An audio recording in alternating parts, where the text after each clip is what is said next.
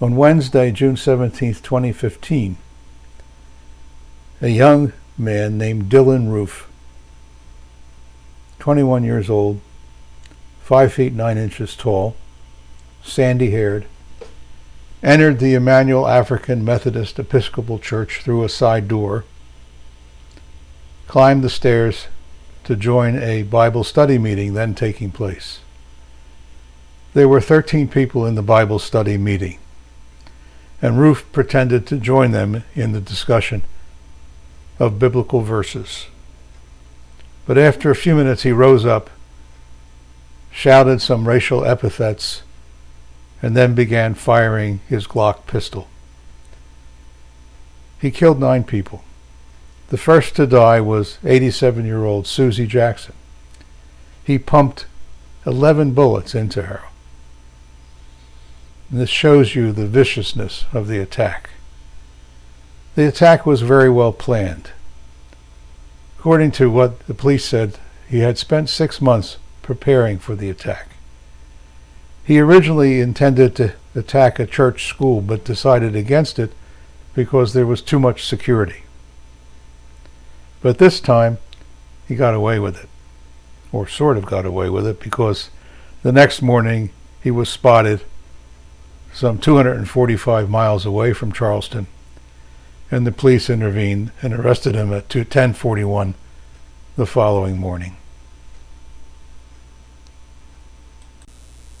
Now it's time to turn to some observations, what we can learn about the Charleston shooting, what lessons may help us in future.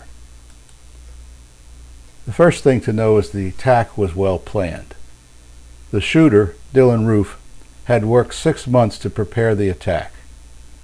He considered other options, including hitting a school, but because of the school's security, he decided to go after the church.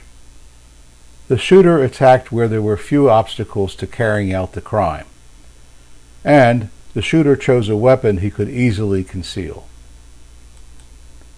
The church itself had poor security. The shooter was able to enter the church through an unlocked side door. He was welcomed into the Bible class. He sat next to the Reverend Clementa Pinckney, the senior church pastor. And while there was a video camera at the side entrance of the church, no one was monitoring the CCTV system.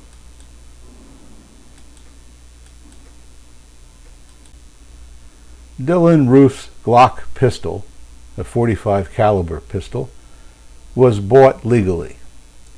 Allegedly, he filled out an application form to buy the pistol where he admitted to a previous narcotics conviction, and that alone should have been grounds for him to be refused a gun license.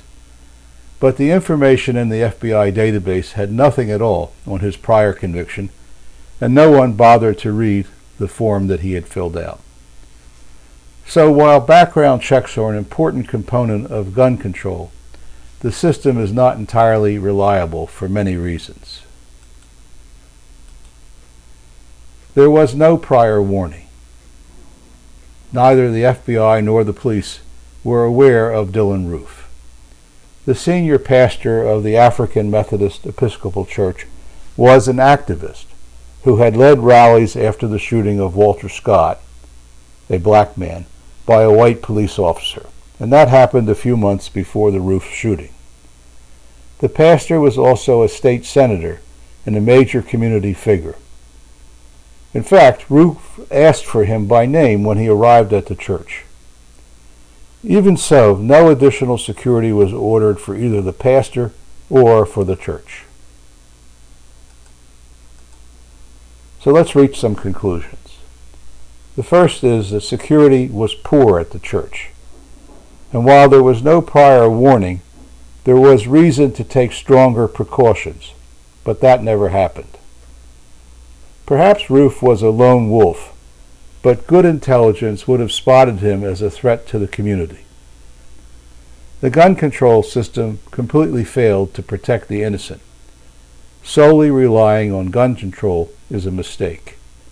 And finally, the end result was a terrible tragedy whose pain will be felt for many years to come.